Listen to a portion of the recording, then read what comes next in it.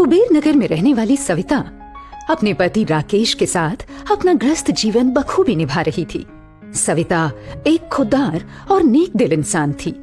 एक दिन सुबह जब वो नहाने के लिए अपने बाथरूम गई तो नल खोलने पर पानी की जगह उसे खून बहता दिखा। नल से खून आने पर वो बुरी तरह डर गई। उसने सोचा जाकर फौरन किचन का नल चेक करती हूँ। किचन का नल खोला तो वहाँ पर भी खून। उसे समझ ही ना आया कि आखिर वो करे तो क्या करे। उसने फौरन अपने पति को बुलाया। राकेश, राकेश प्लीज जल्दी उठो, देखो ना नल में से खून आ रहा है। अपनी पत्नी सविता की बात सुनकर राकेश हड़बड़ा कर उठा और दौड़कर किचन में गया जहाँ उसकी पत्नी सविता खड़ी थी। ओहो, सुबह सुबह तुमने तो मेरी नींद ही खराब कर दी। लगता है तुम्हारी आंखें खराब हो गई हैं। कहाँ है खून? ये देखो राकेश, इस नल में से खून बह रहा है और बाथरूम के नल में भी खून आ रहा है। प्लीज कुछ करो राकेश, प्लीज। राकेश ने भी जब किचन के नल से खून आता देखा तो वो भी बुरी तरह डर गया।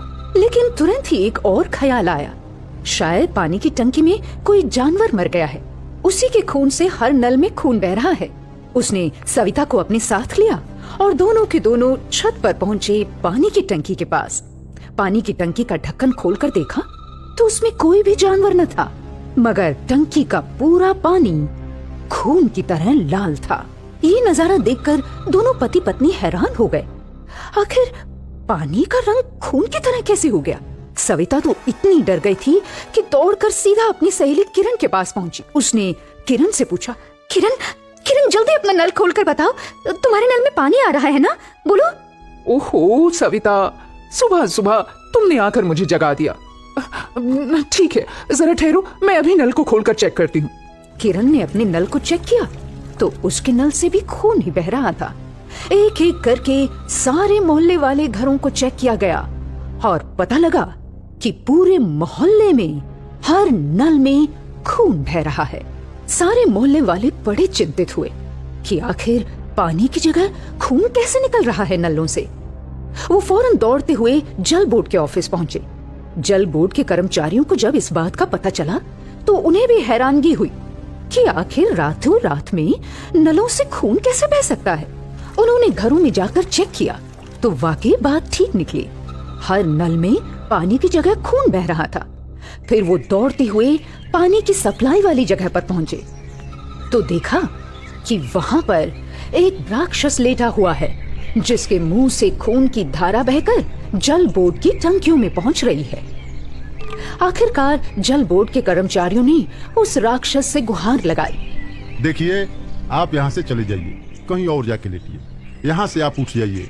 यहाँ के लोगों को आप अपने खून से क्यों मार रहे हैं? इस पर वो सोया हुआ खूनी राक्षस जाग गया और बोला, मैं यहाँ से कहीं नहीं जाऊंगा। आज से यहाँ के सारे लोग मेरा खून पिएंगे। मैं कुबेर नगर के किसी आदमी को नहीं छोड़ूंगा, सबको मार डालूंगा। मैं अपना बदला लेकर रहूंगा। इस पर कुबेर नगर के लोग बोले, आप हम लोगों को क्यों मारने पे तुले हो? हमने आपका क्या बिगाड़ा है जो आप इस तरह बदला लेने की बात कर रहे हैं हमसे? यहाँ के लोग बहुत बुरे हैं, बहुत बुरे। आज उनकी वजह से ही मैं राक्षस बना। ये आप कैसी बातें कर रहे हैं? हम लोगों की वजह से आप राक्षस बने? देखिए भाई साहब, आपको गलत फहमी हुई है। कुबेर नगर में रहने वाला हर इंसान एक नेक इंसान है। हमने किसी को नहीं मारा। आप अपना यहाँ से बोरिया बिस्तर उठाइए और चले जाइए यहाँ से। यही तो बात है, कुबेर नगर का कोई आदमी सच्चाई सुनना नहीं चाहता। मेरी जो दुर्दशा हुई वो जानना नहीं चाहता।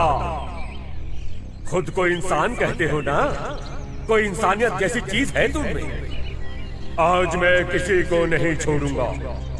अपना ये खून पिला पिला कर तुम्हें जिंदा मारूंगा, जैसे मुझे जिंदा मारा गया था। देखिए, आप ये क्या बातें कर रहे हैं, हमारी कुछ समझ में नहीं आ रहा। हमें चैन से जीने दीजिए और खुद भी चैन से जिए। इस वाक्य के बाद वो खूनी राक्षस अचानक लोगों की भीड़ में से गायब हो गया। लोग उसे इधर उधर ढूंढने लगे लेकिन वो कहीं नजर न आया। फिर अगले दिन सभी की पानी की टंकियों में पानी का रंग फिर से सफेद हो गया।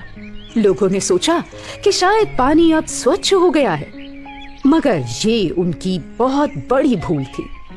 उस पानी का प्रयोग करने से कुबेर नगर के लोग धीरे धीरे बीमार पड़ने लगे।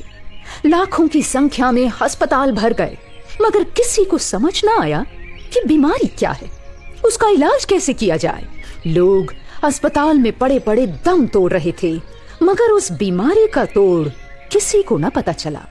अगले दिन खूनी राक्षस सविता के घर में आया। उसने कहा, सबसे पहले तुमने ही भूल की थी सविता, याद है? तुम्हारी वजह से ही आज कुबेर नगर के लोग जिंदा मर रहे हैं। याद करो वो दिन सविता, याद करो। कौन सा दिन? कौन हो तुम? देखो देखो, तुम फौरन यहाँ से चले जाओ, वरना अगर मेरे पति को पता चल गया ना तो वो तुम्हें छोड़ेंगे नहीं, जान से मार देंगे तुम्हें। जाओ जाओ, चले जाओ यहाँ से, मैं कहती हूँ जाओ। अच्छा, इतनी जल्दी भुला दिया मुझे सविता? अरे तुम तो बड़ी मतलबी निकली सविता। याद है हम दोनों इकट्ठे कॉलेज में पढ़ते थे, और तुम्हें एक नौजवान से प्यार भी हो गया था कॉलेज में। कैसी बहकी बहकी बातें कर रहे हो तुम? मुझे किसी से प्यार नहीं हुआ था। मैं कहती हूँ फौरन चले जाओ।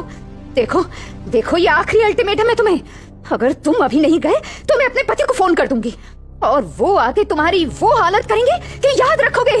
जाओ, चले जाओ यहाँ से। आज तुम्हारा भी मरने का दिन है सविता। आज तुम्हें मेरे साथ मिलना ही होगा।